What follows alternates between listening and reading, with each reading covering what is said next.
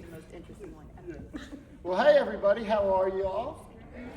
It's good to see everyone again, and thank you for being here for our August detour. I know the weather kind of scared us off a little bit, but I don't think we've had a rained out detour yet, and today's not going to be an exception. Really appreciate you making that out. I know that we've been waiting to get started. We were waiting, some of us at the alumni house, so I'm not going to go on too much longer. But I'm thrilled to turn it over to my friend Kelly Arnold, who's going to take us through historic Georgetown College. And then, Kelly, thank you so much for having us. Yeah, no problem. Thank you all for coming to our gorgeous college here in Georgetown, Kentucky.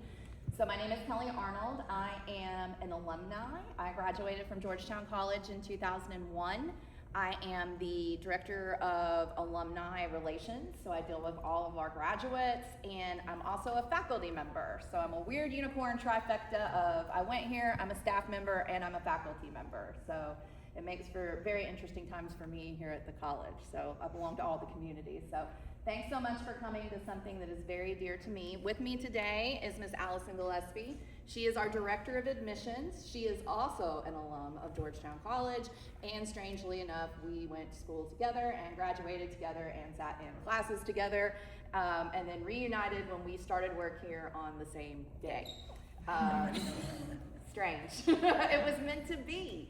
And I run the alumni house, she runs the admissions house, so it's been a really fun journey for us to be able to come back to our alma mater. So we'll talk a little bit about Georgetown. What we're gonna do is start here, let you enjoy the air conditioning for a moment that you've been enjoying, and then we're gonna go outside and look at our buildings. We have about 7 different types of architecture styles on this campus. It's one of the things that makes it incredibly unique.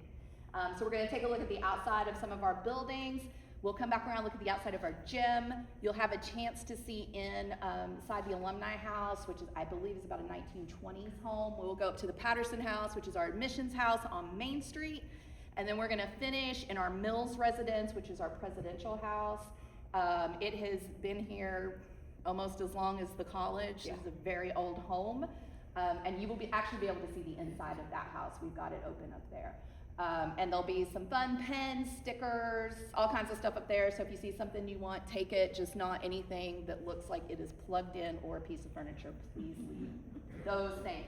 If at any time, I tell this to my students every semester, if at any time you need me to speak up, slow down, repeat something, please let me know. Sometimes when I get excitable, I get going kind of rapid. So, and I love my college, so I might get excitable when I'm like, oh. So a little bit about Georgetown before we get going. Is anybody here attend Georgetown College? Do we have any alums in the building? Fabulous. So you all will be newbies, and we'll get to teach you. So in 1784, a man by the name of Elijah Craig, you may know him from such things as bourbon, came to Kentucky and settled here and began what was the Rittenhouse Academy. That was the original school that was here. That academy eventually became Georgetown College. So we have a little lore associated with Elijah Craig. We accredit him as founding our college, even though it's probably a little bit of a stretch. Yeah. Our tiger mascot is named Eli. After Elijah. Yes. We do have a little of probably fill-in revisionist history going on, but it's okay. We will share a little more about some fun Elijah Craig facts when we get to Giddings Hall, because that's the building we most associate with him. But we often look at him as founding Georgetown College in the sense of he began education where we stand. So the Rittenhouse Academy came, and that eventually became Georgetown College. Around 1798 is when the Kentucky legislature established Rittenhouse. And then in 1829, we became Georgetown College proper. And so at the time, it was Giddings Hall, and then it was eventually, we added Highball and Pauling, which we'll look at today. So we had our 3 buildings. All 3 of those buildings are antebellum buildings. So the school has survived since before the Civil War. I looked up some other things. We have been here since before the University of Kentucky. We have been here since before the Kentucky Derby. We predate the Statue of Liberty. We predate the Eiffel Tower. We were here before planes were invented, and we were here before the automobile. So our college is very, very old and historic. In 2029, we're going to celebrate our 200th anniversary. And so we're really excited about that. We have a lot going on campus to kind of gear up.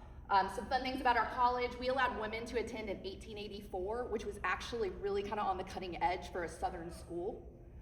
We are the oldest Baptist school in Kentucky and one of the older ones in the South.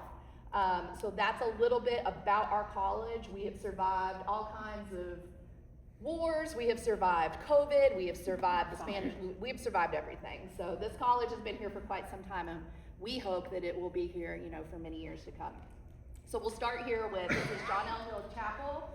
We use this for what you would think, chapel, but this is also our auditorium.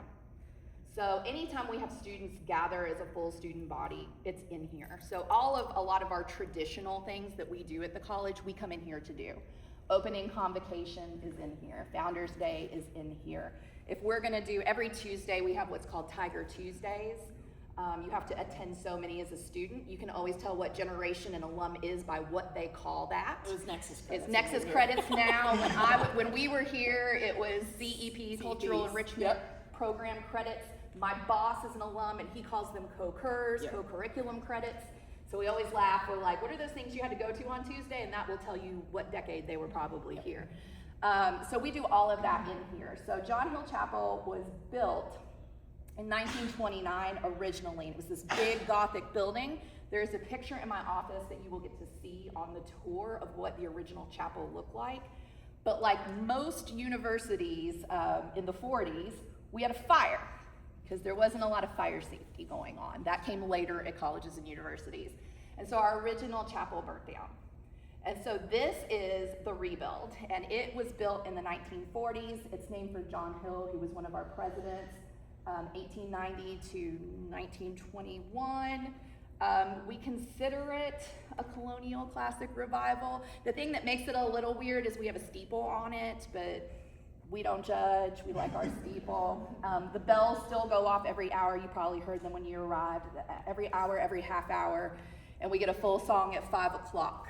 One of the fun things about having our bells is that downtown Georgetown also has bells, and you can hear the competition on the hour. So especially at 5, you can hear the different steeples go off if you stand outside. But a lot of us who are alum tell time by the chimes. And I mean, that's what they used when, before students had phones and clocks and everything else they could look at and know when to go to class. You listen to the bell chime. So we still have that today. It was just restored not too long ago. They had been broken for quite some time. We had a donor come in and restore our chapel. We have our big organ in the back, which I am not allowed to touch, so you will not get to hear that. But we still have an organist play when we do our chapel services or when we have our chorale sing. So you can see the pipe set up back there, and our organ sits up there. We have our stained glass windows, which are also original to when this building was built. They don't necessarily tell a full story. They are more just individual depictions with kind of some classic Christian iconography. We do have classes in the basement of this building, so there are classrooms downstairs. I think religion, there's some sociology, there's some communications and business classes. Yes, so that's mostly what goes on in the chapel. I had classes in the basement of the chapel as a student, so classes come in and out of here as well. So what we're gonna do is we're gonna go look at, you can take a minute if you wanna look at the windows. They're kind of the highlight piece of our chapel. And then we're gonna go outside and we're gonna start looking at our antebellum buildings. And I'll just tell you a little bit about each one as we stop. We're kind of gonna do a walk on campus. That said, if at any time you need to slow down or repeat or speak louder, just say, hey, Kelly. That's what my students do. Slow down, speak louder, repeat what you just said. I need to write that down. Is that gonna be on the test? You can ask that too. I will respond to that. So any questions before we move? Everybody ready to do a little bit of walking? Yes, sir. What's the student enrollment at Georgetown? We have our director of admissions. She knows it to the hour. 1,136. 1,136. We're getting ready. We graduated a little over 300 last May. We're getting ready to bring in over 400 this August. So we're sitting right now at 398. We're still taking students because we do rolling admissions. So students are still applying to college and they move in next week. So, but the goal is to get enough deposits. I want to see that 4, and my team knows I want to see that 4. So it's going to continue to increase over the coming years, but right now it's an 8. We also have some added like graduate level programs, like we're adding Masters in counseling, Counseling. masters in addiction counseling, that is starting. So that will flow from our psychology program, can flow in there, and we have our masters in education. which is our claim to fame, you know, in master's programs in Central Kentucky. We punch out a lot of teachers. Yeah. There are a lot of teachers from Georgetown College. They are everywhere. They're in all the schools. It's fun as the alumni director to see who's where at the beginning of every school year. So that is probably our claim to fame on the graduate side, but we are developing some. The new one, that kicks off this fall. But with the masters in education, as an undergrad, they can take up to 12 hours towards their masters, which is why that increases the enrollment in the masters. So they'll go into teaching with 12 hours already towards their master's degree, and that they can continue that on. Speaking of graduates, who's your most famous alum? That depends on who you ask. That's hard. Give me a name I would know. Billy Ray Cyrus. He didn't graduate. I know. They're all our most famous are people that left to do other He things. came on a baseball scholarship and didn't make it. Billy Ray Cyrus was here to play baseball. He decided he'd rather sing Achy Breaky Heart and went to pursue music. If you listen to contemporary Christian, Stephen Curtis Chapman did the same thing. He did the same thing. They also He listened to came here as well and wrote music and then went on.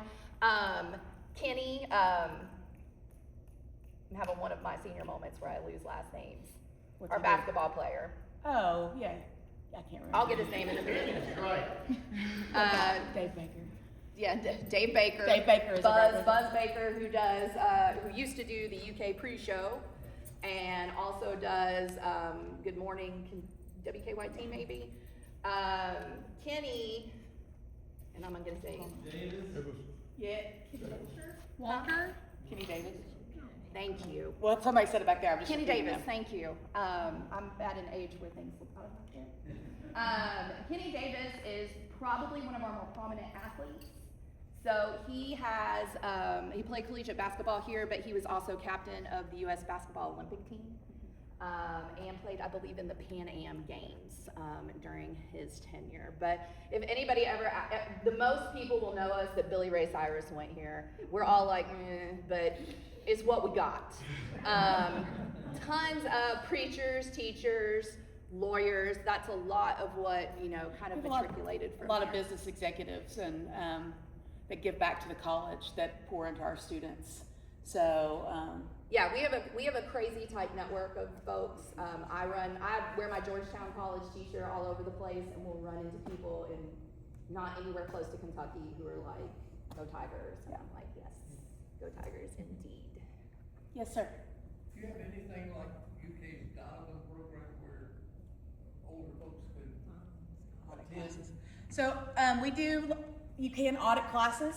Yeah. And so that you would call my office to get that process going. We have several people that will audit those classes. One of them, my husband's a minister, and one of our church members, she's going to take all the religion classes that she can. She takes one a semester. And so you would call the admissions house and we would get everything set up for you, but we do allow the auditing the classes here. Another program we just started that is kind of along the same vein is our adult online completer class. So for folks who haven't completed their bachelor's and they're lacking, I think it's over the age of 23. They have to be over the age of 24 or any BCTC graduate with an associate's degree. Can come and we will allow you to take online classes and finish your bachelor's degree as well. So if you have an uncompleted bachelor's, you can complete your bachelor's. And we actually have some staff That are from doing Georgetown College that are doing it, that kind of serve in different, like we have someone in an IT role who has an associate's and is coming back to get her full bachelor's, and she absolutely loves it. I always tell Allison she's the poster child for the program. She Like, is. She's awesome. loves it. She sees me all the time. She's like, I'm learning so much. Yep. I'm like, man, if we had students when they were just a little bit older, look at you. I'm learning so much. I love class. When mine are like, do we have to come? Right. Any Yes. other questions before we start looking at stuff? All right, we're gonna head out the back.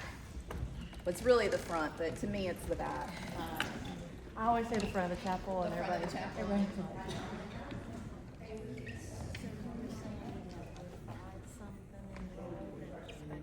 We have 11:30. Last year, March.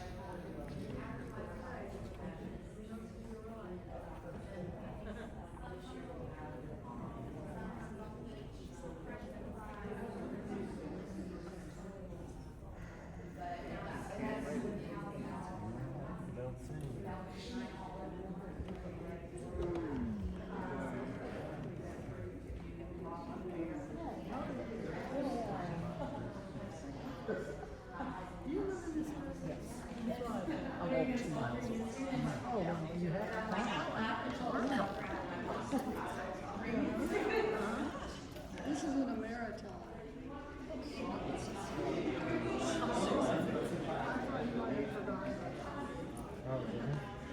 And that's Dave back there in orange.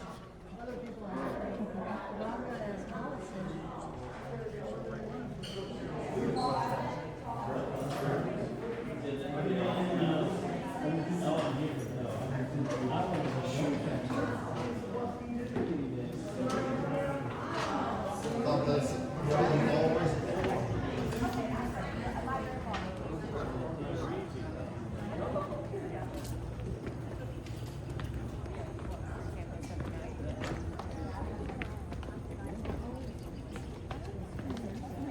All right, we're gonna go this way. We're gonna do a little bit of a circle up here on Jackson Street. So we have 3 antebellum buildings on campus. We're gonna look at all 3 of them. The chapel's not one, because like we talked about it for a town. This is gonna be the back side of Giddings Hall. I'm gonna talk more about it when we get to the front side. So we'll go on past it and go down to Cook Memorial. Cook Memorial down here is going to have columns. It was our original library. And then as enrollment kicked up, we decided we needed a bigger library. So now it's a classroom building.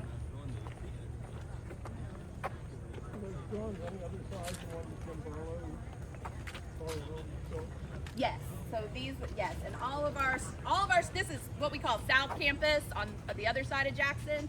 This is where most of our students are going to live once they are above the freshman. We have a freshman boys dorm over here, and then everybody else is kind of over here on this side.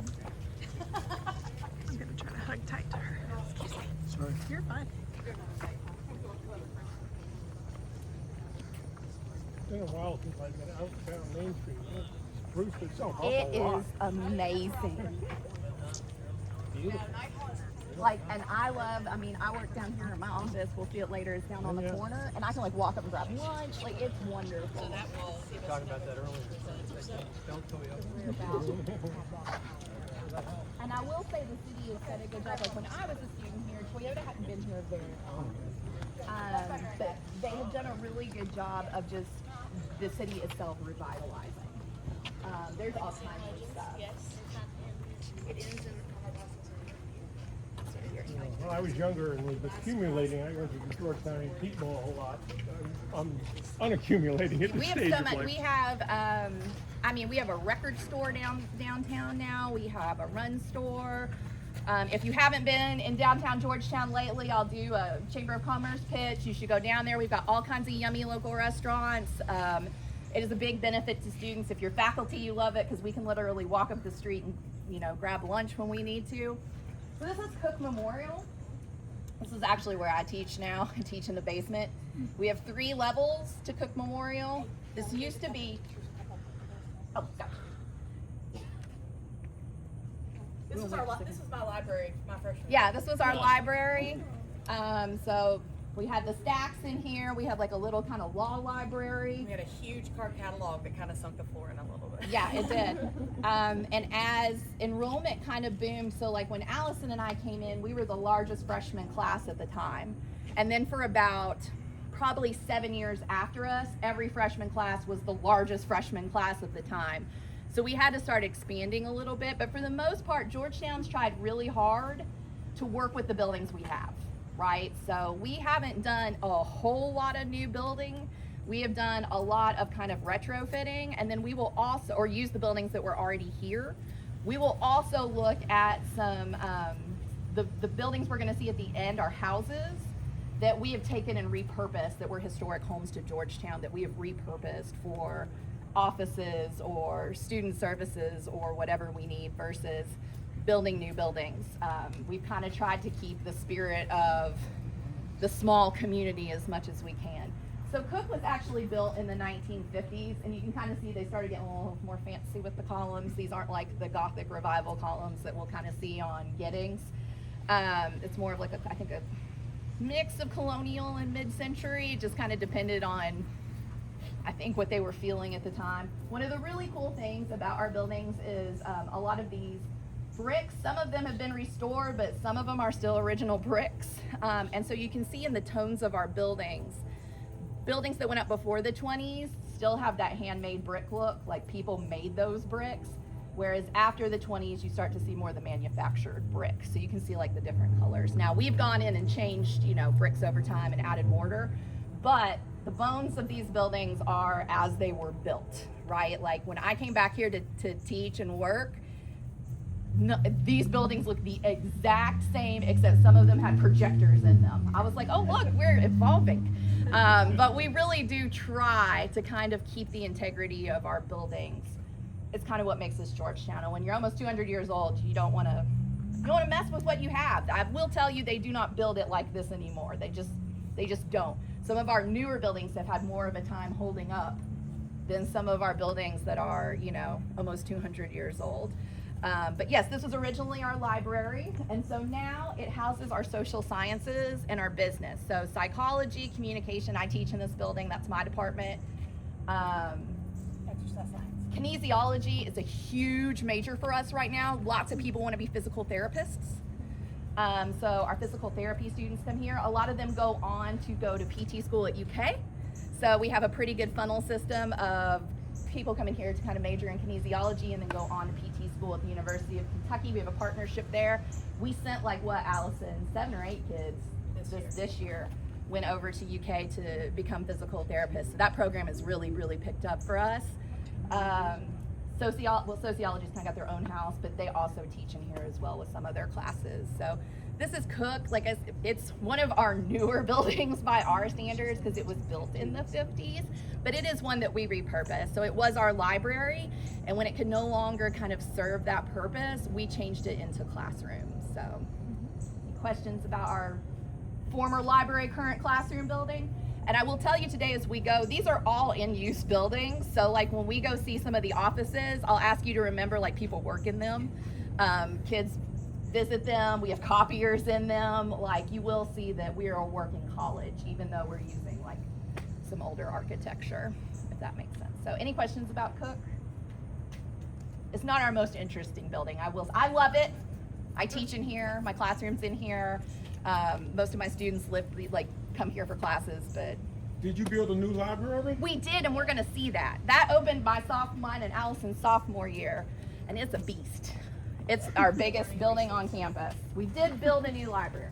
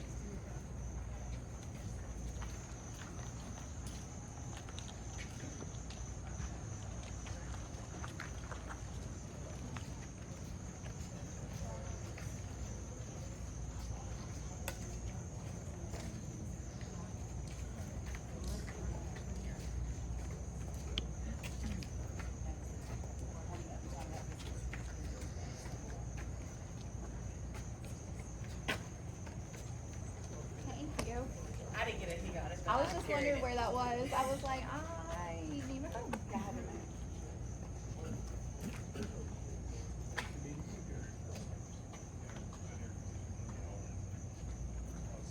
All right, so this is Highball Hall. this is one of our antebellum buildings. It was built in 1860, so it was finished right before the Civil War. It has since been renovated mostly on, I think our last big reno was 87, but it was mostly on the inside. Like the structure of our buildings, like if you found old photos of campus, these buildings will look just like this. So this was finished right before the Civil War. So what happened was we had Giddings. That's gonna be our oldest building on campus, and we're gonna look at that in a minute. And so we had classes and classrooms and auditoriums in there, and that was kind of where all the arts were taught, right? Because when we opened colleges, there was a high emphasis on English and literature and all these things. Then they decided they needed a science building. So this became the science building. So this is where all our science classes took place. This is our original science building. Now in Highball Hall, we have student services, academic success. What else is in here? Registrars. The registrar is in here. How could I It forget did have that? financial aid, and it did have the student accounts, but they have moved over to Giddings They have moved because the air conditioning stopped working on the second floor, so we moved it over to Giddings. One of the biggest things about this building is, from my time, is it has been the registrar's office for quite some time, as well as the business center. So every student uses this building. Like everybody has to come see the registrar or the business office at some time.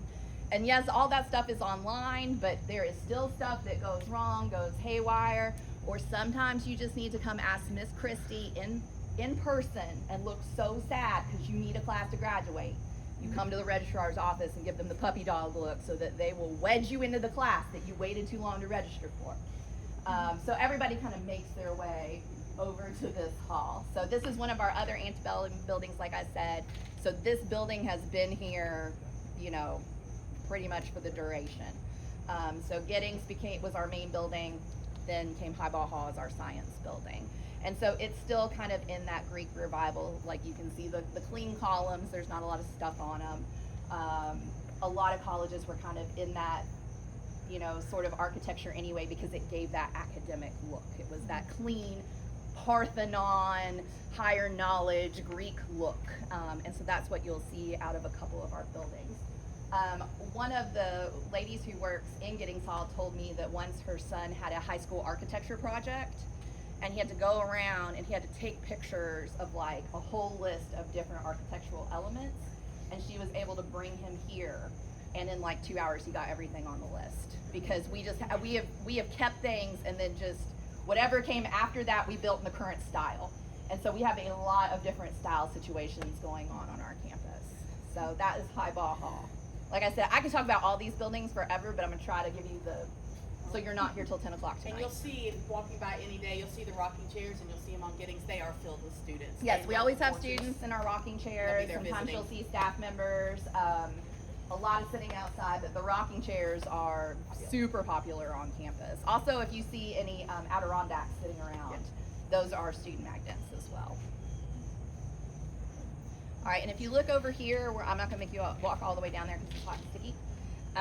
That is our Anna Ashcraft Inzer Learning Resource Center, which is what the president made us call it when we were here as students. We called it the LRC. Students today know it as the library, okay? So this is what we built in place of our library. It has four floors. It houses classrooms, it houses study rooms, it has our Mulberry Cafe, which when Allison and I were here, this building opened our sophomore year. And originally the Mulberry Cafe was Dr. Seuss themed because he wrote On the Way to Mulberry Street. And Mulberry Street runs behind the library. So that was our cafe. Still our coffee shop on campus. We still call it the Mulberry. It proudly brews Starbucks coffee where all the kids can go and get their coffee. So this would have been 1998, because that would have been when we were sophomores. And it is named after the Inzer family. The Inzer family has a lot of ties to Georgetown College. They have donated a lot of funds to fund different programs. But they basically kind of built that building. We just restored the cupola on the top. So for a while, it's like any good state capitol that always has to have the years where the scaffolding's up. We just had our years of the scaffolding being up, so we're very excited that they have come down. And that you can get a nice picture, like everybody always wants to get that nice scenic picture of the sunset over behind the LRC. And all you got for a while there was scaffolding, and now it's down. So when kids were here for graduation, everybody wanted their sunset picture behind the galleries. Oh yeah, we have art galleries in our library that are open to the public. It's Kokenauer. And then you've got the faculty is in the back, of course. Yes, and then Wilson's over in our art building, which you can also visit. So we have galleries that are open to the public. Usually one is going to have student work in it or faculty work. Our artists on campus, our art professors are amazing. I don't know if anybody is familiar with Daniel Graham, but you can hand him a stick off the ground and you can make a banjo out of it using a knife and string that he found, grass that he found laying on the ground. He is amazing. If you ever get a chance to look him up, he makes amazing musical instruments as well as other art. But we have an amazing art faculty that'll show, but then we also have roving like exhibits just like any art museum would have. So you can always pop in, you can always look at our events calendar online and it'll tell you what the current show is going on in our art galleries. And if the library is open, usually the art gallery is open and it'll give you times. But our students also have access to that, and of course we as faculty always find wonderful, exciting ways to trick them into going into the art gallery and learning things. So our students have access to that as well. And then, like I said, we have another small art space over in our art building, which is also one of our newer buildings, and we'll have exhibits kind of trickle through that as well. So you ever want to see what's on art display, you can look on our calendar, come over, grab yourself a coffee, enjoy a croissant, and then go check out the art. So we have galleries in there. Allison, am I forgetting anything else? You're doing a fabulous job. I brought her, I was like, between alumni and admissions, we should be able to hit everything. Hey, as we were walking here, I admired this tree right here that has this humongous trunk to it. Does it serve any It does not. significance? Does it have a history? It does not have a history other than it has been here probably forever and a day. I would say we don't really take down trees on campus unless a windstorm does and we are forced to. As a matter of fact, we have a green initiative on campus. Our sociology professor actually leads an initiative that kind of is sustainability, wildflowers, maintaining the trees. We do tree planting. The kids come and did a big mulching project last year. But a lot of these big old trees that you see have been here for quite some time. It isn't a significant tree other than you will see kids laying under it. But yes, it has been here for quite some time, probably sitting between these two buildings. All right, we're gonna head to Giddings. On our way, we're gonna pass the Science Center. If you ever want to come take a look at our pendulum, we have a moving pendulum that you can always tell the time on when you go inside the science. Obviously, we have all of our science-based classes and faculty here. It is one of our newer buildings. I've got more 70s kind of vibe to it. That's where all our science classes take place, and it is a 3-story building as well.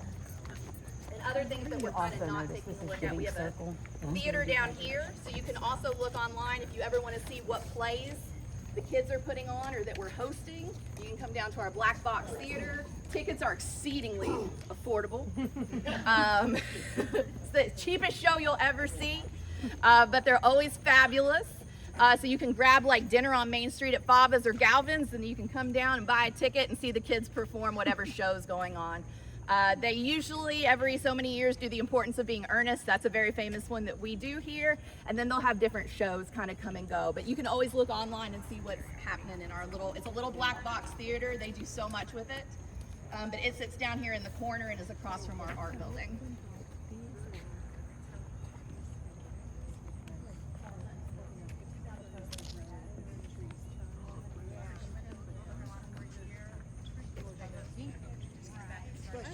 Question. Yes. You were talking about ours before. Henry Faulkner has a shop down there, and I love Henry Faulkner. Is there any particular connection between the college and I do not believe that there is a particular connection, other than we're just kind of here together. you didn't raise Alice or anything, right? Okay. No, photographer, Steve Hawkinsmith, that owns the gallery, that he was close with Mr. Faulkner and acquired his body of work, and had spent his, so that's why they're all there. I don't know what the connection to Georgetown, how the connection to Georgetown and Steve came about, but I'm sure there's been that's some. why it's there. I'm sure there's been some family members here at some point if we went through the alum archive. And that's why his shop's here, but yeah, I don't know how they first connected, other than art, maybe he just started. Is there any significance to But this? he does. That is just an art piece. I think the rights, the copyright installation Randy had done. I can't remember if that was a faculty piece. I've never seen these columns covered in brick before. That's interesting. He has a really cool photography book. He went Ireland, England, and Wales, and followed around a band of gypsies and gypsy horses for a long time. And did this entire photography. Hey, Allison, can I grab my phone from you? It was really good. Well, I grew up here. I went to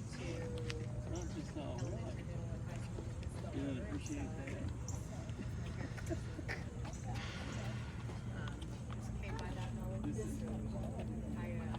I love sketching. I love. You don't think so? Really? The capital is doing what the college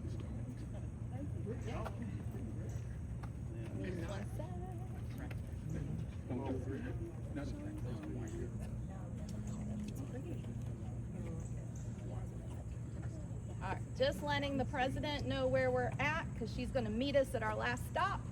We'll get to hear from our president, Rosemary Allen, who is the college's first female president. She has been here for 40 years. She was English faculty and then department chair and then the provost and then became our president and our first female president in our history. So she's been president 4 years, but has been here 40 years. So she is very connected to the college. Almost our whole alumni community has had her or knows her because she was a professor here, but we're going to hear from her later on. This is our crown jewel. This is Giddings. Giddings Hall was what came first. It's what started the college. When it was Rittenhouse Academy, that's what was here. So Giddings is our big antebellum building. We've got the columns in the front. It was constructed, they began construction in 1839 and they finished around 1841. So this was kind of a good deal before the Civil War. It was known as Recitation Hall because this is where you went to do your studies, like all our classrooms, everything was in this building. This was the college. So until our science building came along, this was where everything was at. So it's named after Rockwood Giddings. He was our fourth president. I believe he did not get to see it being finished. I believe he passed away right before it was completed. But this is our first building on campus. So this is Giddings Circle. One of the things that we do here with our students that Allison's getting ready to do with our freshmen coming in is that we will have a ceremony where our freshmen come from Giddings Lawn, which is what we call this wonderful green space out here. And they will walk through Giddings Hall and exit out the side we passed earlier onto South Campus where all the dorms are. And that signifies them coming into college. And they're greeted by students and they're cheering for them on. Parents are not allowed to go through. Parents stay here. And they have to stay here. Parents stay here. This is their goodbye zone. And then we tell them bye-bye. So that's you're leaving, you're leaving high school, you're officially a college student, you walk through Giddings, and you're over on South Campus where a lot of our dorms are. And so that is very significant for us. We call it the celebration send-off. We'll have faculty that come as well. We'll come and we'll all clap and cheer for them because they're our incoming freshmen. Now, when they graduate, they will line up on the other side of the building and we will bring them back the way they came. And so that's their exit from the college, is they get to come through Giddings. They will come down these stairs, 7 o'clock. And when it's beautiful outside, which we always love to classify alums as those who graduated on the lawn and those who graduated in the gym. So when it's beautiful outside, graduation is completely on this beautiful lawn. The stage sits right there, students face this way, and Giddings is the backdrop of graduation. And it's a beautiful outdoor ceremony. When it rains, we do have to go inside the gym. The gym is not as fun because out here you can have as many people come to graduation as you want. In the gym, we have to limit how many people come. But we do like to bring them back through Giddings Hall and bring them down onto the lawn to kind of celebrate. You went through one direction, now you've come full circle and you come back out the other direction. Right now in Giddings, this houses our academic affairs, so our provost, our president, our Marketing is in here. marketing is in here. All financial services are in here. All financial services are in here. So this is our administrative building. So And there's a classroom at the top, the Geens. the Gaines room, and that is where Dr. Allen talked about being a professor. She still teaches classes, and she will do, a lot of times will do them in the Gaines room, so she can just go upstairs, but she teaches Shakespeare. She still teaches Shakespeare, which is what she's most famous for, at Georgetown College. And one of our deals when I came back to work, I was faculty first before I came back to be the alumni director, is I said, listen, I still want to be able to teach because that's what got me back into higher education, was being able to teach. I love my students. I don't want to, become the alumni director and never see my students again. And she was kind of like, I don't know, it's a big job. And I said, so is being president. Don't you teach Shakespeare? And then we didn't talk about it ever again, and I've been allowed to teach. So that was my negotiating chip. But it was very easy to have that conversation with her because she totally gets it. She still loves to be with her students. So the kids get a kick out of being able to take Shakespeare with the president. And so that class usually fills up pretty quick. And our English majors still really enjoy being able to go in and have the president for that class. And we will also have kids who are neither English majors or minors all of a sudden decide they have a passion for Shakespeare and sneak their way into that class. And so she has it up in the Gaines room. We also do some special classes up in the Gaines room as well. But this is our oldest building. This is, which is why our president is all of our administrative stuff now. But originally this was the college. Like you could look at that and say this was the college. Why are Questions? the columns brick? Our columns have always been brick, haven't they? Oh, and I'm glad you asked about the columns because this brings me to Elijah Craig. So every college needs some kind of story, right? Whether it's a ghost, whether it's some event that happened. Ours is that allegedly, and it depends on which story you hear, there is either one case of bourbon or one in every column, depends on which one you listen to, of Elijah Craig bourbon in these columns. Now, we have never tried to discover if that was real. I've discouraged, like, we don't need LiDAR. We don't need to know. We don't need to know. We want to believe it's in there. No students have taken out the columns yet to get to it. But that is one of the claims to the Giddings columns, is that there is Elijah Craig stored in the columns of Giddings Hall. And so it's something all the students love to tell each other.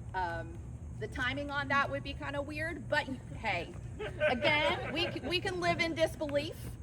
But that is the story of Giddings Hall, is that under each of those columns is like a quart of bourbon. So It looks like above the windows there used to be a pediment and it was filled in with brick. Do you know the history behind that? they're dead, and so some of it just had to be redone because I will tell you that part of Giddings is historically a little hard to maintain, just due to weather and deterioration. I don't know when that would have been changed over to brick. Do you, Allison? Yeah, I don't know either. But it was originally there. See, I was wondering because you said that every time you build a building, you do it to the current style. Yeah. And I was thinking maybe, is that a style that pediments at the time they did it? No, so this would have been the 1860s, so they were still in their wonderful Greek revival phase, which is why we have the wonderful 6 columns. So my guess is there was probably just deterioration there at some time and they had to shore it up. That is our thing here. We will try to fix what we have before we build new. Like that is the hallmark of Georgetown. And we're so bound by the community. The community of Georgetown and the college really grew together. As grew the college, grew the town. As grew the town, grew the college. So there really isn't anywhere for us to go either. Like we're in the middle of downtown Georgetown. So we have to work with the land we have. Yes, ma'am. I've heard a lot of 1860s for building. That was the Civil War. Is there any connection? So Allison and I were tell us talking about about this. Where'd you go? There you are. We're talking about this earlier. So for the Civil War, there were no battles here. Obviously, Kentucky, we were split, but there were no actual battles on the property that we sit on. However, it was used to house soldiers, house supplies, so some quartering here and there, some supply here and there. I'm sure they patched some people up here and there. But this was, who was here changed back and forth. This was never a one side or the other. We were kind of a, if you're here, you can be a part of the community, please move on when you're done. But it's also why our buildings are still here, because we didn't have battles that tore our buildings up. They were allowed to be freestanding because no battle took place here. So in a lot of places, you have buildings that were taken out because there was fighting going on, or pillaging for supplies. Here we didn't have that because there was no battle in this particular area.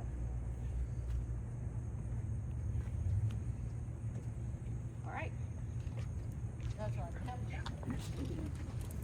We will head straight down this way. Ooh, got sticky.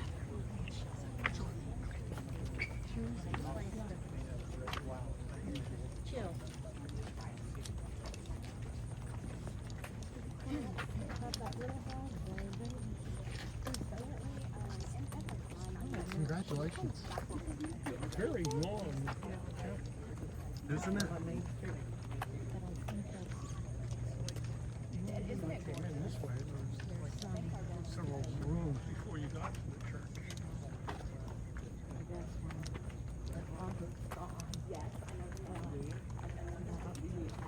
Are you at least taller than Erica is? By hair.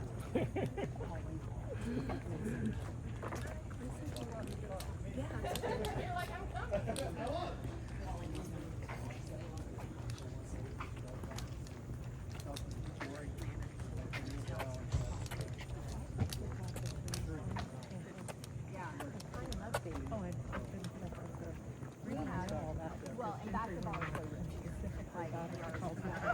we're both about to Because it was That's how we can, that's how we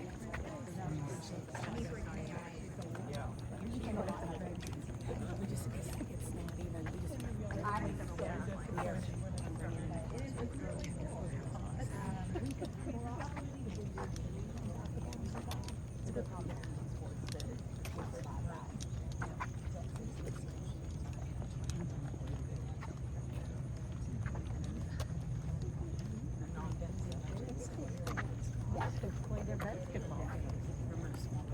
Kaiser attended a game one night. Without you? By himself. average class size is 13. About it. Some of them are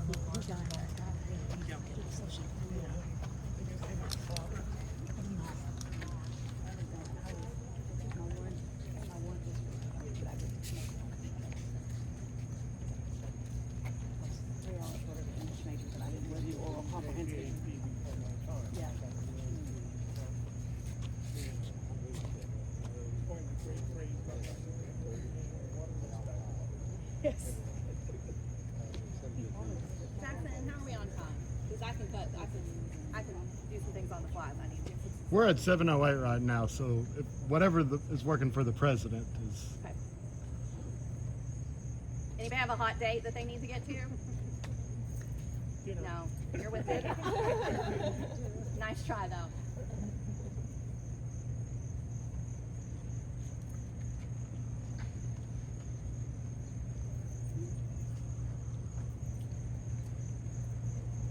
That nice sticky stickiness that you get after, where it's cool for like 5 minutes. Now, what is summer in Kentucky like to people who don't live here? Just take a shower and put your clothes on. Could snow, could tornado, could be 60.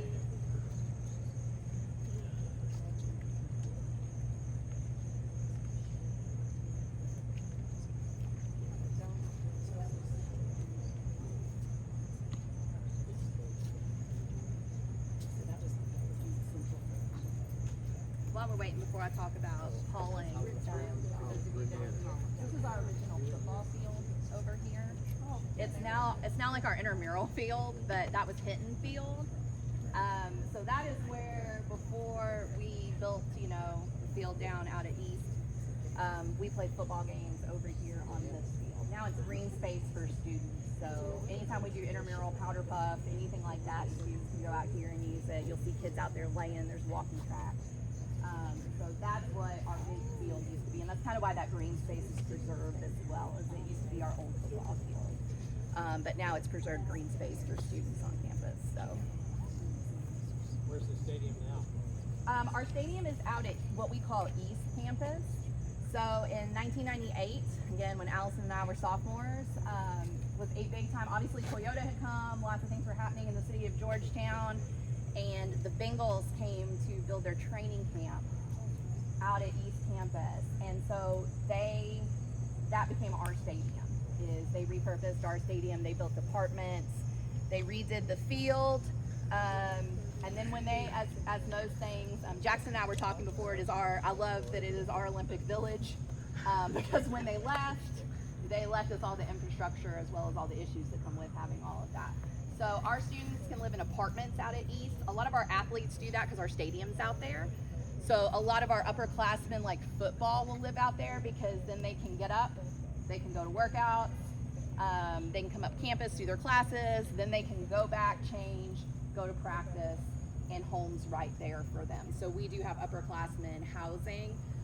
A lot of our athletes do it out at East Campus, but those used to be the Bengal summer training, and so now they live in those apartments. How far away is it?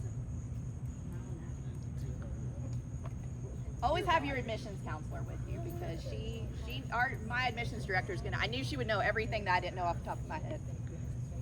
All right, so this is Pauling Hall. So of course, if we have our arts building and our halls where to meet in our classrooms, and then we have our science building where we're going to learn all the science. The one thing that we haven't seen yet that they would have needed at the time is our dormitory. And so Pauling Hall was originally a dormitory, and it was for quite some time, because I have alums and donors who are very active with the college that actually lived in Pauling Hall when it was a dorm. Which was crazy for me to find out, because when I was here, it is what it is now, which is like our humanities building. So political science, English, philosophy, world languages, history, are all housed in here. Offices line the building, and then the classrooms are down in the corners.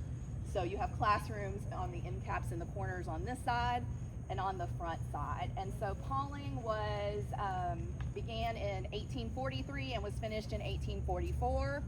And this is where students lived. It was our dorm. And so when they first moved in, there was no indoor plumbing. They had outbuildings.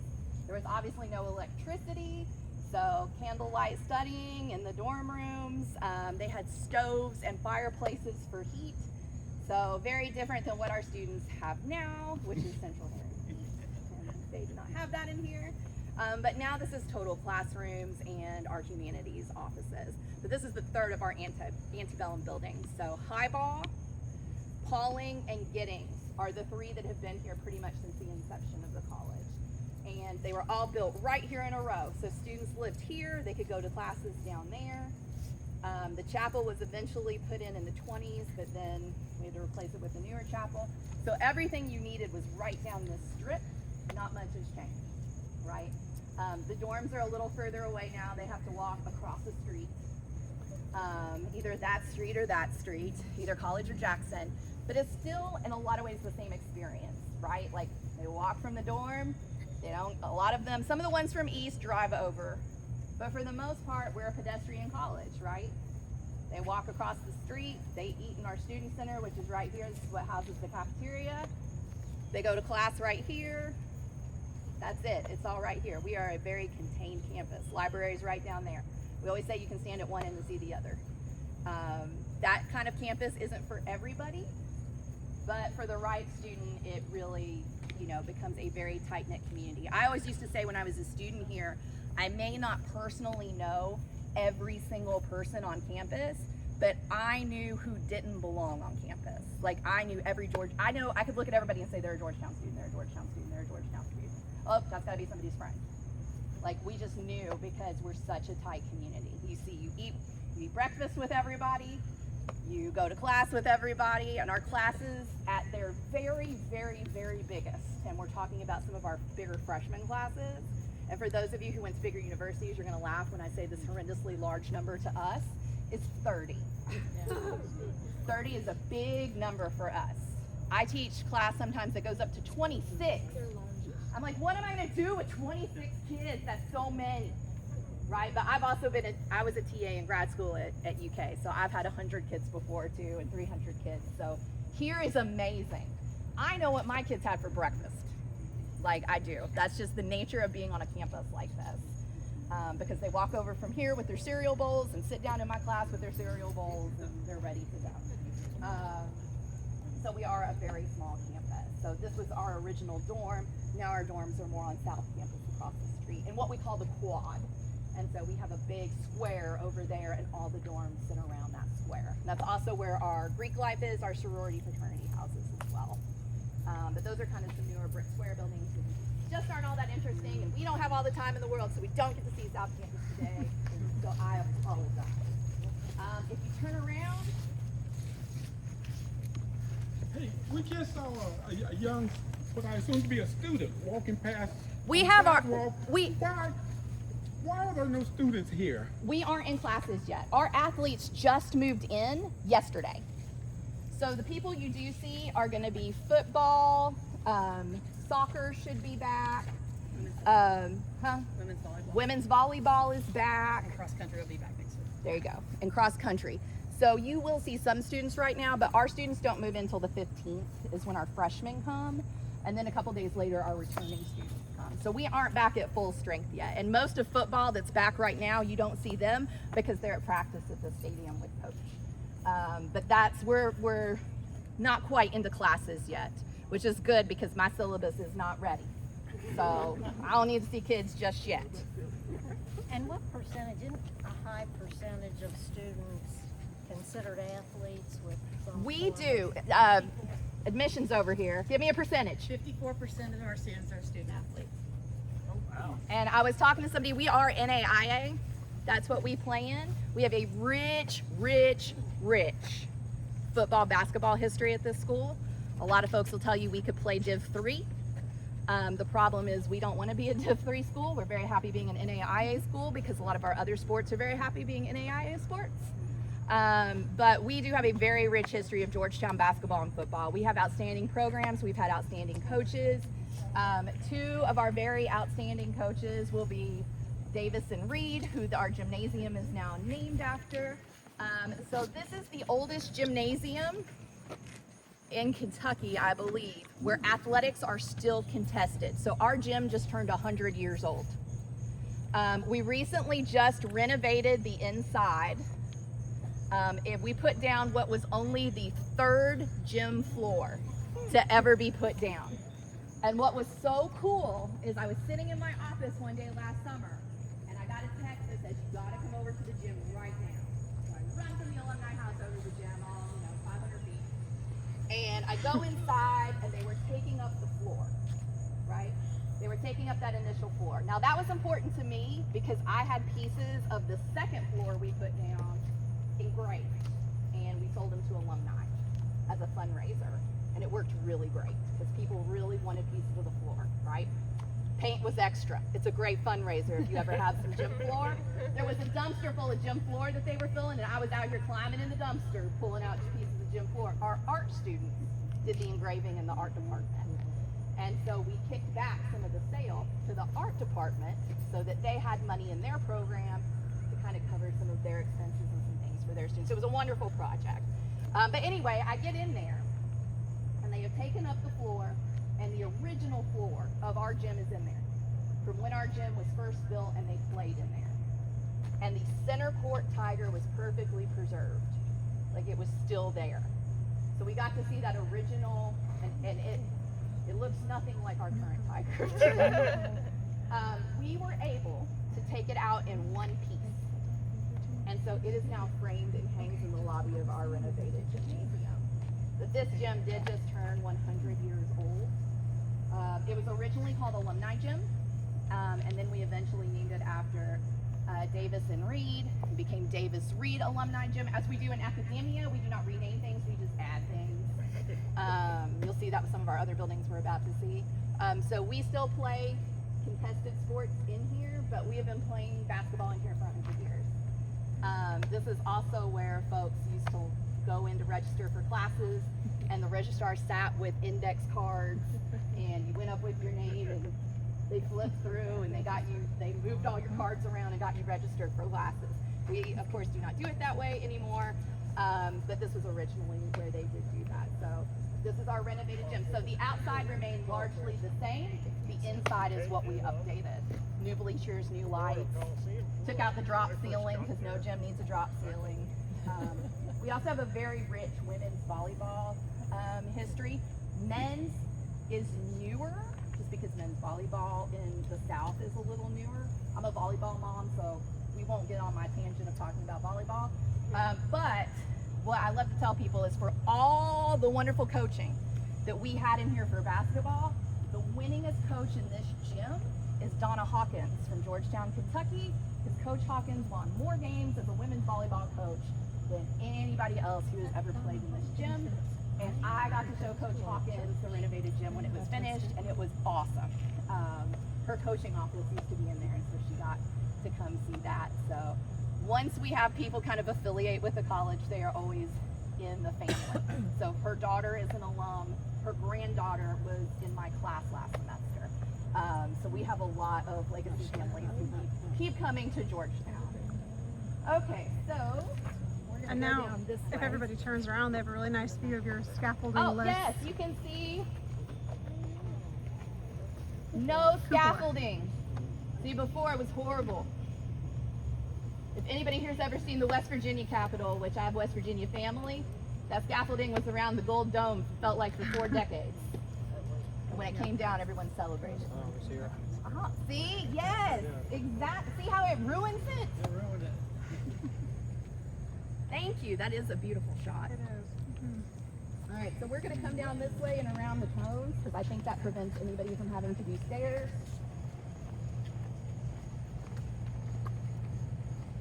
And you can kind of see down here, these are townhomes that some of the students live in.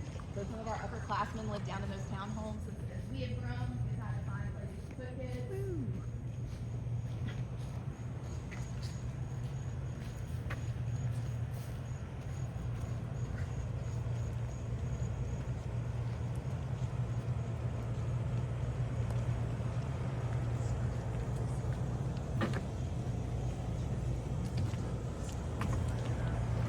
We're gonna go straight down to the street.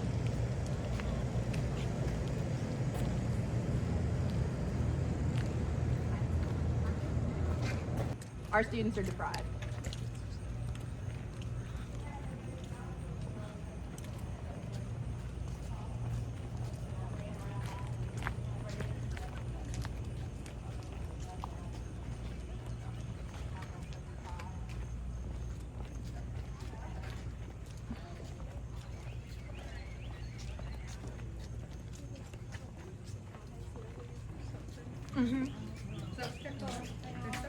I just learned that last week. Are you talking about the flowers? Yeah. Naked Ladies. They're called Naked Ladies. Surprise. I mean, they have a real name, but they're. Amaryllis belladonna. There you go. That's the real name, but naked ladies is what. But Naked Ladies is what we call them because they don't have the leaves on them. They have leaves sort of like daffodils in the spring. You think, what's going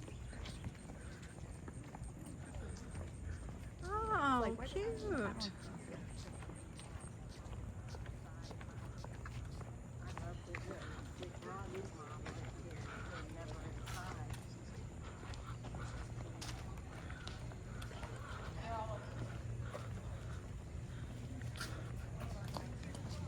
What is the relation between alumni and fundraising? Same. So what sort of percentage per year are giving you get? We are currently at, so the goal is usually around 15%. Like it to be 25. but yeah, we are such a small institution that I am both the alumni director and the director of the annual fund. So I do both jobs. And I went to Amherst College, which is more like 60, or at least it used to be. yeah, we are, and some of what, I mean, our college used to turn out what we would say was preachers and teachers, and it is just a different donor base in some ways.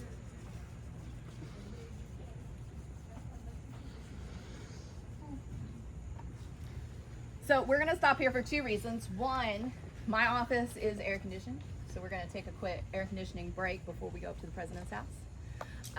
Two, there is a wonderful photo that I want you to see inside of Jackson Street from, I believe, the 1930s. It's a panoramic. You can see where the trolley ran through, and you can see the original chapel was in that photo, and also Rucker Hall, which was our women's dorm, and I'll point that out to you in a minute. This is where I live. Allison and I are the two luckiest ladies on campus. We always say because we have houses. So I have the alumni house, she has the admissions house, and these are homes that people actually used to live in. We had alums here. So when I went to school here, this was somebody's house, right? And they were always very welcoming to the students. The Rollins. Yes, the Rollins. And they sold it or donated it to the college. And then the Thurmans came in and kind of refinished it for us. And so one of the things you'll see when you go in is we try to kind of keep the integrity of the house. We love working in here. This houses alumni and advancement. So all the alumni, all the fundraising gets done in here. We're a massive staff of 5. So we're thin. But we are wonderful stewards. We love this house. The grandson came not too long ago, just passed through town. When you work in the alumni house, people just visit you.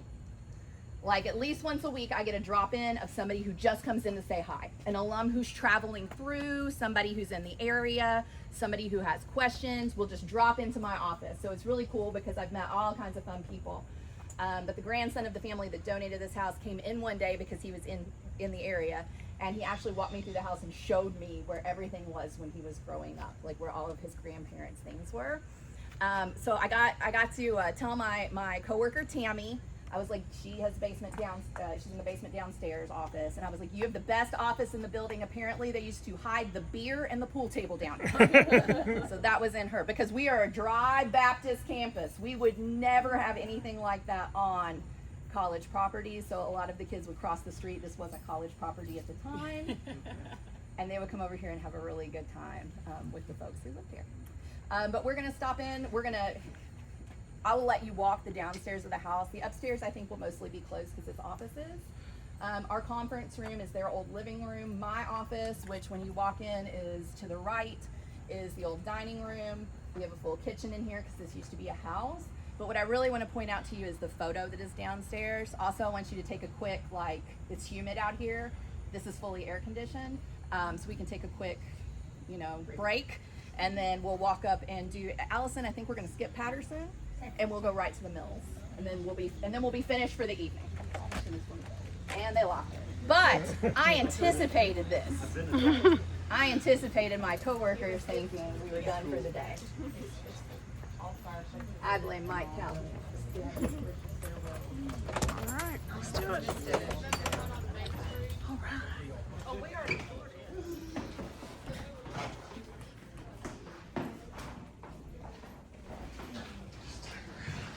Oh, wow. Isn't that so fun? Wow.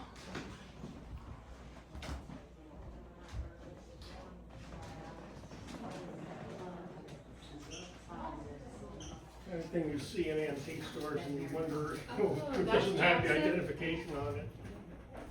Very cool. And it's actually, it was taken in 3 panels. So we have the original smaller photo taken in 3 panels, and then we reconstructed the panels. And so you can kind of see the lines. So this was the chapel. Okay. Oh, the one that burned. The one that burned. So that's Pauling Chapel, Okay. Giddings, Highball. Okay. And then if you saw across the street, you might have seen the Honors Commons. It's like a big brick house on the corner by the quad. That used to be Rucker Hall, and that was our women's dorm. Because when the women came, we had to make sure they stayed separate and across the street and in a corner. Can't touch the men. Can't have anybody touch them. So it's a beautiful building, and I am so sad that we no longer have it. But it had to come down, so. But I sit under that every day to work, so this is my office, welcome. I do just ask you to remember that in this house it is a working building, so you will see copiers and all that good stuff. We work in here. But this is where alumni come to visit. This is our fundraising headquarters. 1904. Yep, she's over here. 100, yes, yes. I gave it to the alumni office of planning. Oh, presented. Yeah. Is that right? Person, the picture was taken in 19. So far. Yeah. Yes. I know. That corner cover? Yeah.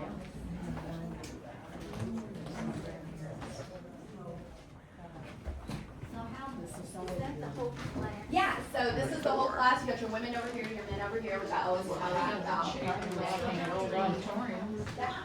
Yep. From the chapel, here's what we do. I haven't gotten to the point where that's what I want, but there'll come a day. There'll come a day when I'm like, I must counsel for you.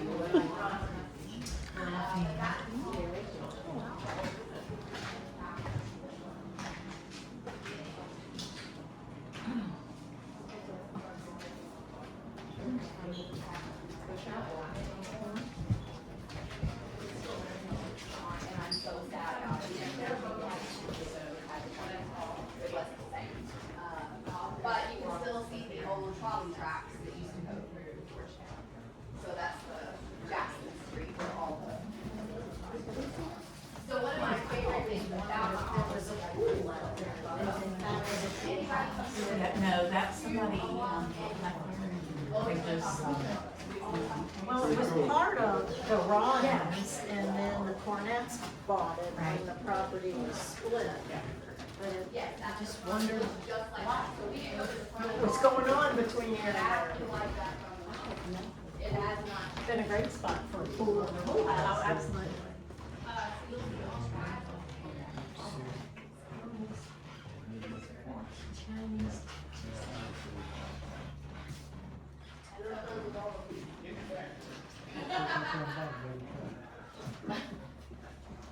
Can't take him anywhere.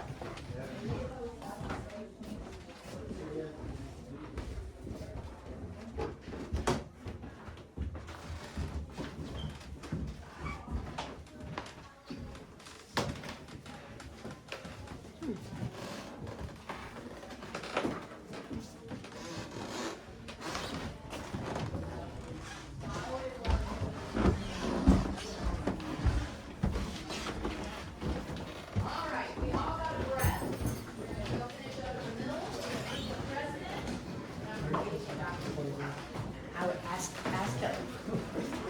This isn't my house, so. Yes, and there'll be some in the building. We're going up to the residence.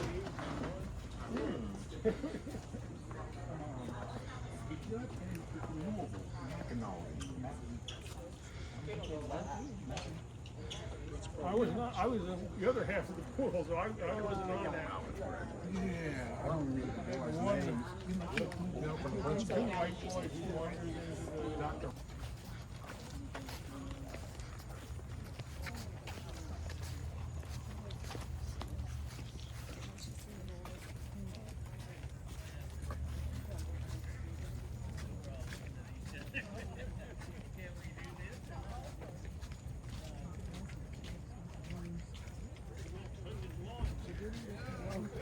No, they did not.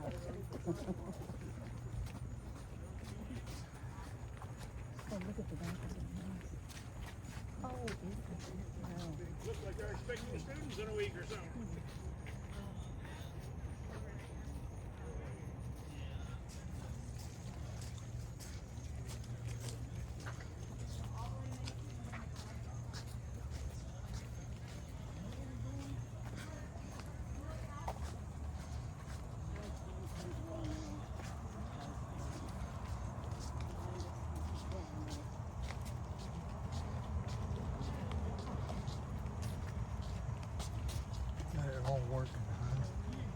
pretty cool.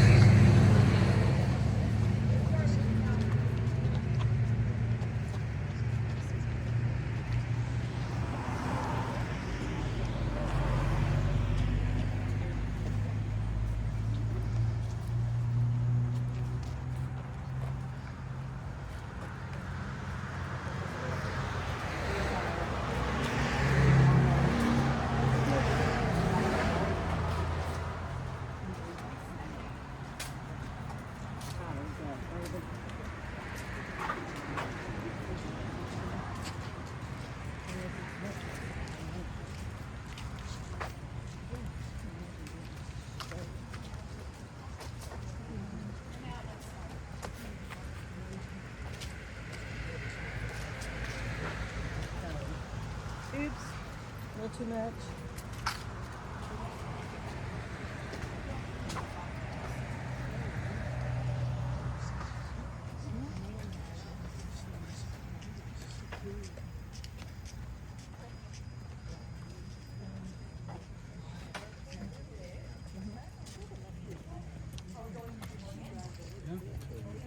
I'm almost walked out.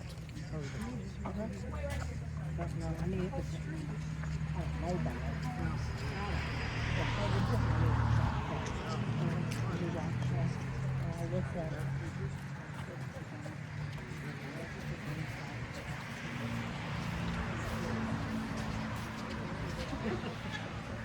Yes.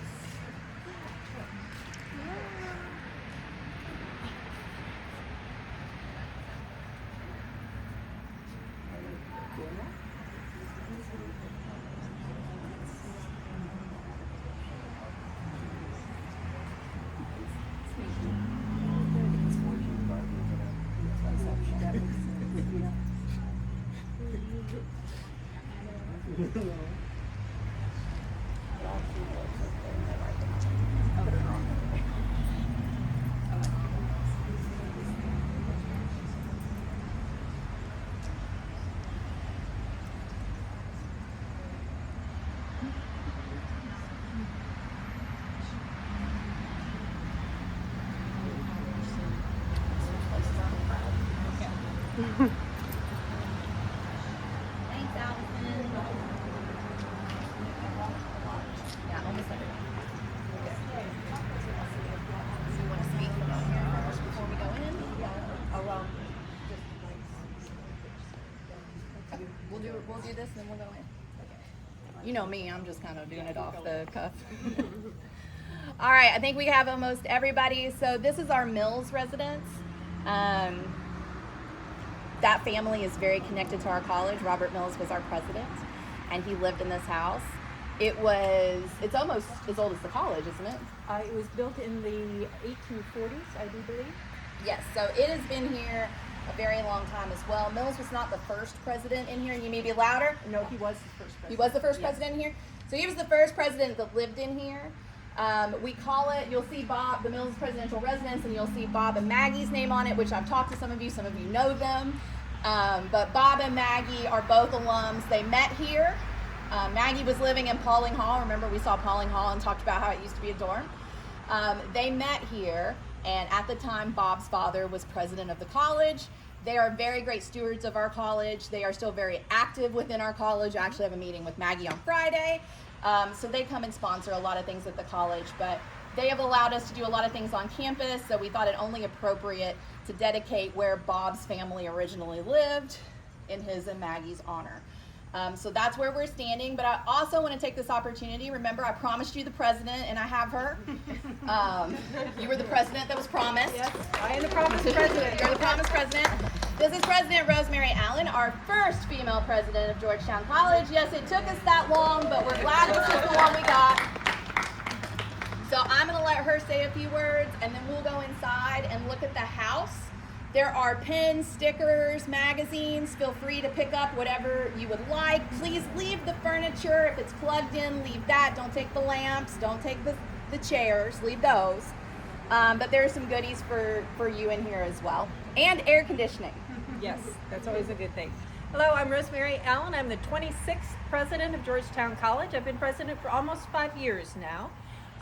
This is actually the formal residence of the presidents of Georgetown College, but I do not live here. And the reason I do not live here is I live there. Okay? It wasn't worth the move. That's right. I was already living in that house, which is the John B. Graves house, also on the National Register of Historic Places, just as this building is. And I wasn't going to move across the street. So we mostly at this point are using the Mills residence as an event space and as a temporary living space for both some employees, sometimes and for guests of the college. We just had 2 missionaries Yes. who were looking for a place to stay over the summer in between assignments, so they stayed at the Mills residence. That's right. There are many stories that are told about this residence, about the people who have met here, the people who have lived here. There are a couple of chandeliers in this building that are said to have actually been originally at Ward Hall, and they would very much like them back, but I don't know that that's going to be happening. And I will also point out that there is one mirror someplace in this house that is supposed to be in that house across the street. But we haven't been able to figure out which one it is, and I think I'll probably also leave it in their custody. But I hope you enjoy taking a look at the house and getting a little bit of a feel for what just that life is like at Georgetown College. Dr. Mills was the first president to live in here. There have been several of the houses here on Main Street that at one point or another were the residence for the presidents of Georgetown College. Any quick questions before we go take a look inside? All right, let's get in the air.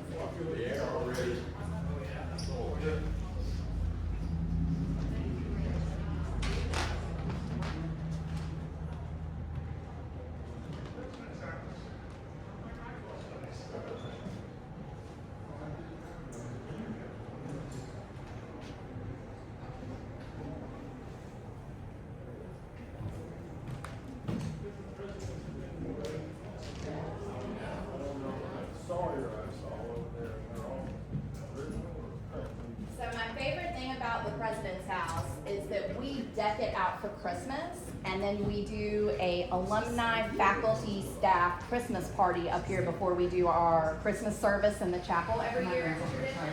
So this place is gorgeous when it's decked with Christmas. Wallpaper, everything, it's the same.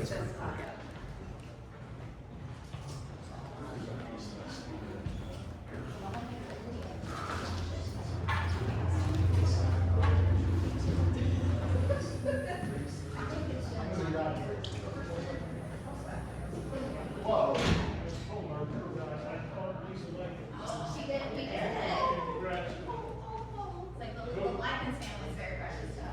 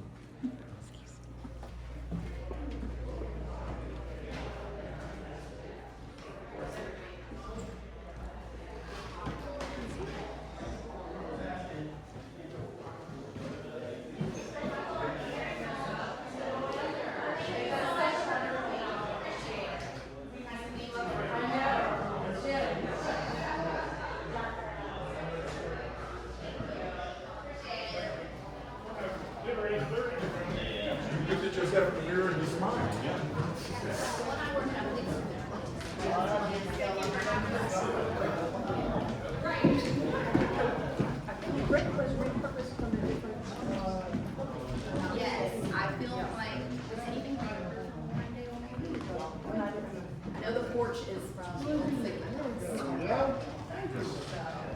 just kind of, you know, we just take what we've got and we just make a thing out of it. That's right. So no, I think it's Yeah. what we would consider building. Wherever. Well, thank you again for joining us for our 2026 August detour of historic Georgetown College. Big shout out to the college for hosting us. It's been wonderful getting to even meet the president on this detour. And we hope you'll show up next month for our September detour. It's going to be really great. It's going to be the Anthropology Museum at the University of Kentucky. So put on your Indiana Jones hat and come see us. Yeah, it's wonderful.